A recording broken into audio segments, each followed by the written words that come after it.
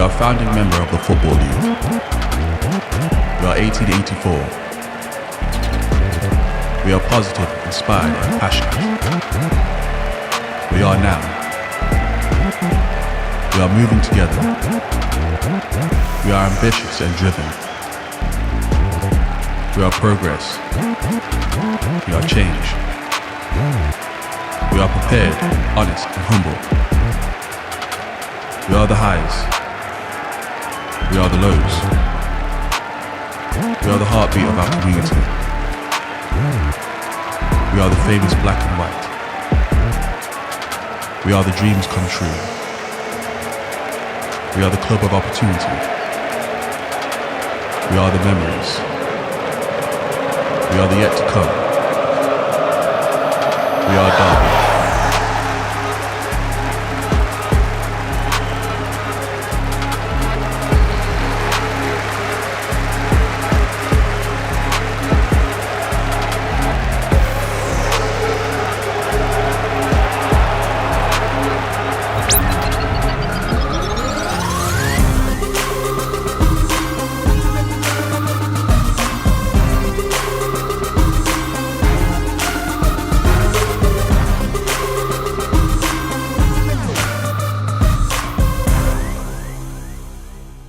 Hello and welcome to the preview show from RamsTV, and welcome to Pride Park Stadium. Derby County back at home tonight for the first time in almost a month. The Rams are hosting Exeter City, almost a year to the day since they last faced them here. Hopefully tonight we'll see more action than the goalless draw 12 months ago. That game also notable for being Gary Caldwell's first match in charge of Exeter. He celebrates a year in charge tonight, and he's under a bit of pressure. His side arrive at Pride Park having lost their last 5 games in a row. On the 16th of September, Exeter were top of League One. No sign of them in the top half just now. It's Portsmouth who lead the way, with Oxford United keeping pace in second. Barnsley and Bolton are the closest challengers. Derby start the night down in 11th. 4 points off the top 6. They do have a couple of games in hand on Stevenage, who currently occupy the final playoff place. Exeter's run has seen them slip to 16th, still well clear of the relegation zone though. Cheltenham finally got their first win of the season at the weekend, but they're still bottom. Things still look bleak for Reading. More on Exeter later. Let's talk Derby first. The Rams saw a 7-game unbeaten run come to an end at Shrewsbury at the weekend. Not the way they wanted to pick up after the international break. The Rams captain is Conor Hourihane. Very disappointed, I suppose, first and foremost. Like you said, we wanted to get the 3 points, the win. Obviously, that didn't happen. We felt we had a really good week heading into the game. And we had big ambitions to go and get the 3 points, which didn't happen, which was disappointing, like you said. But I think we created loads of chances in the game. I think that was a big thing mentioned after the game, was the amount of chances we created. How the ball didn't go into the net at some stage was frustrating and was disappointing. And ultimately, we got beaten in the game, which is like I said, the big frustration. Yeah, and I know it can sometimes be difficult to separate result from performance, but are you still reasonably pleased with the performance then? Yeah, I think if we weren't creating chances in the way that we were playing, I think there would be big question marks. But I think anyone watching the game in a kind of in a positive way, let's say, would see the amount of chance that we are creating. And it was the same against Cambridge at home, same against Cheltenham in recent games that I can remember. And it's just them fine lines in games that aren't kind of going our way, So we need to change that for sure. There's no getting away from that. But the positives is that the amount of chance that we are creating to try and change that, it means that we're not too far, I hope. How much would it change if you were able to get the first goal in games? Because it seems to be so difficult when you go behind and teams sit behind the ball. Yeah, I think obviously, with the size of the club, with the players that we have, I think if we give teams a goal or something to hang on to, then it becomes way more difficult. I think if we get first goals in games, the game becomes more easily the performance becomes a bit easier because, you know, they have nothing to hold on to. They have to come out and win the game. The game keeps getting stretched, which suits us.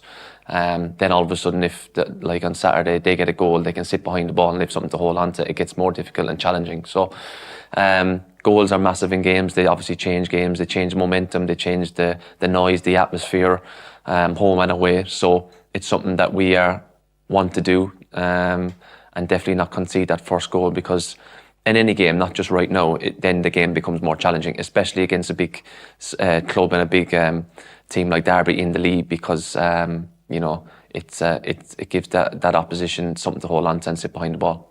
You're captain of the club. After a disappointing game like that, will you say something in the dressing room to the players? Will you address the players, or is it a lesser sort of way that you do things? No, I think a lot got said after Shrewsbury. I think there was a lot of frustration. But look, that stays in dressing room and in-house, of course. You know, for me, showing frustration to, you know, in and around the dressing room, and for lads to say their piece is brilliant. It builds character.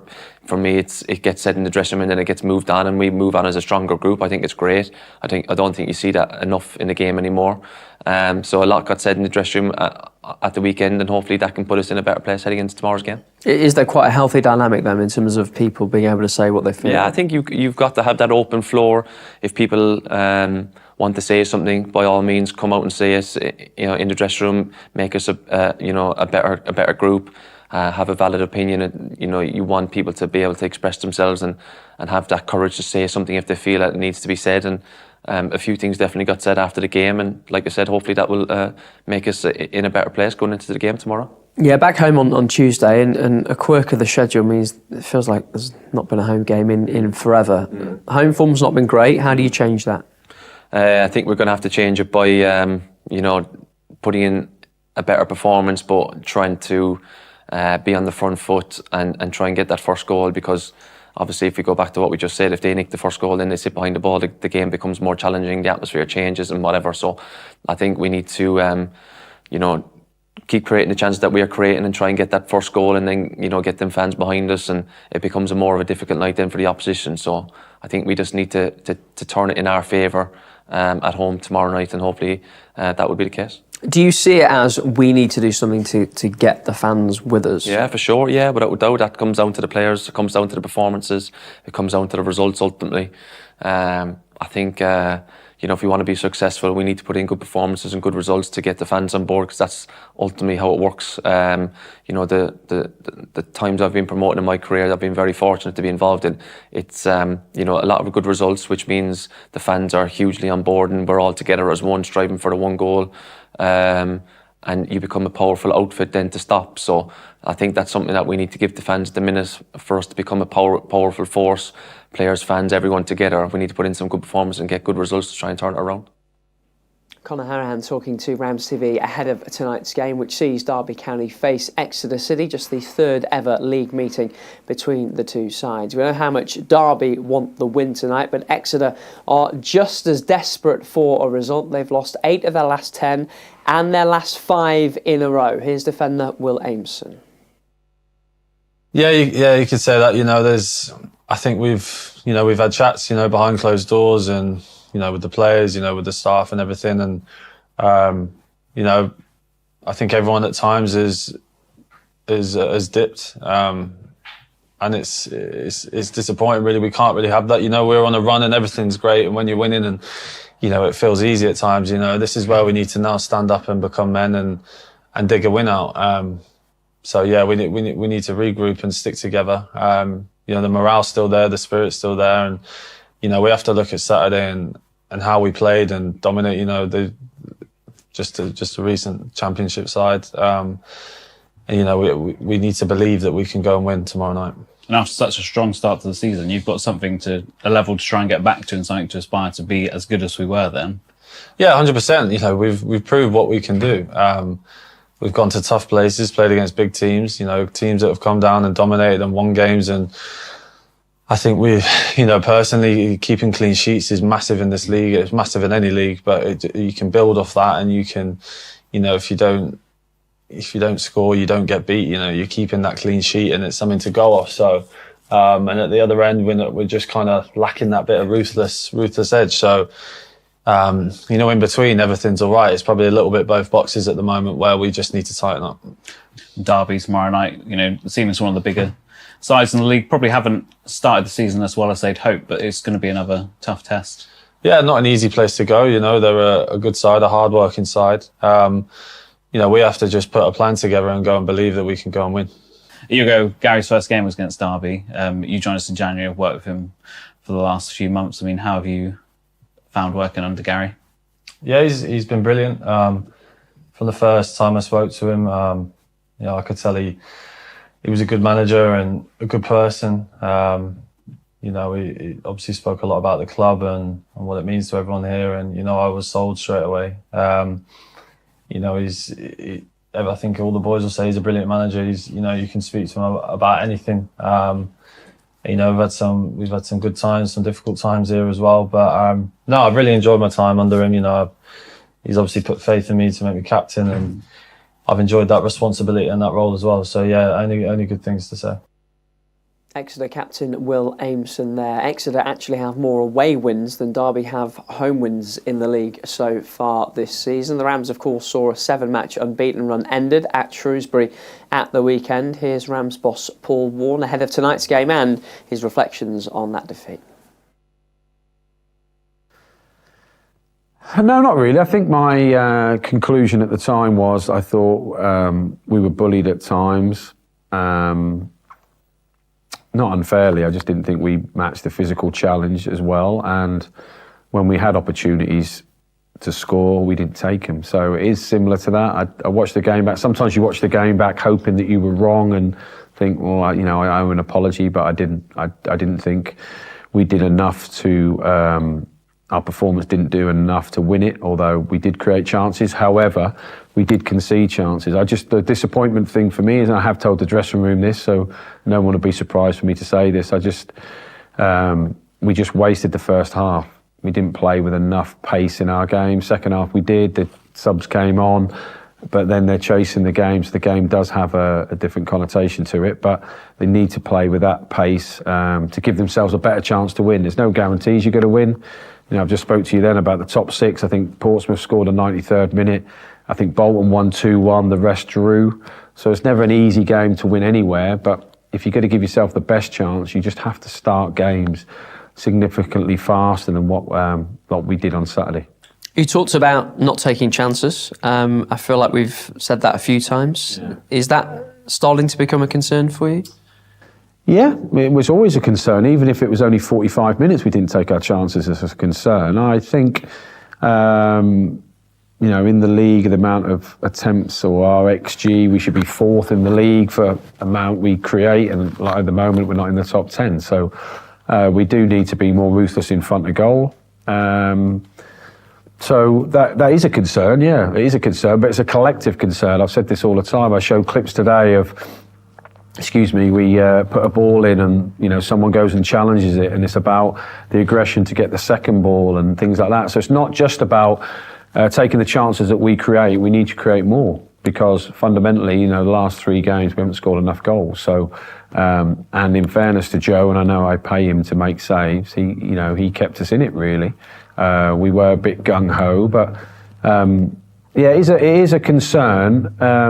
But then I've seen them train today, and they look like everything they hit goes in the top bag. So hopefully everything will work tomorrow, and we'll see the best version of ourselves, which may or may not be good enough to beat Exeter. Yeah, and the cliche is that a game so quickly means it's a chance to put things right.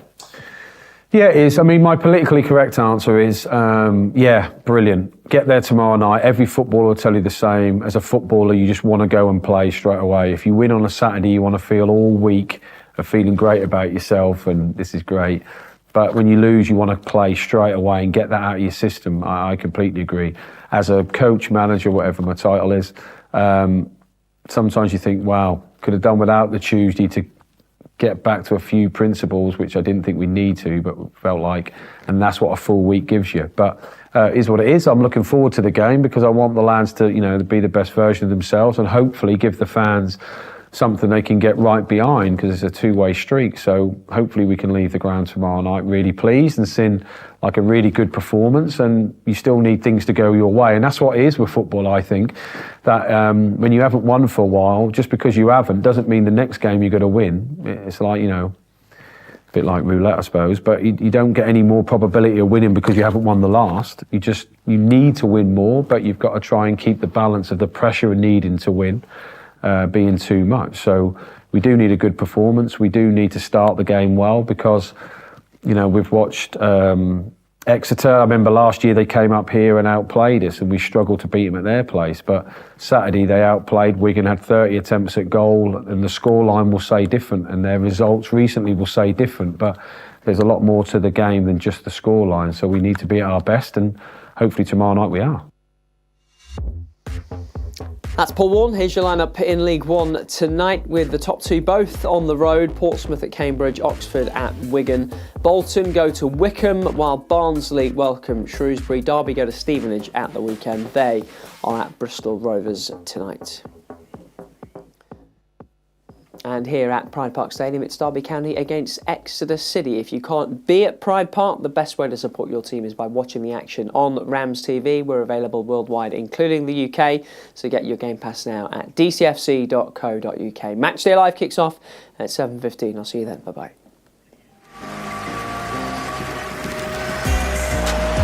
Waghorn's on a hat-trick! A first-half hat-trick for Martin Waghorn. And that will break here for Mendes Lane. First time ball back in. Collins on the turn! And it's Derby County that have the lead. And James Collins has the goal. And look who it is! Corey Smith, his first for Derby County.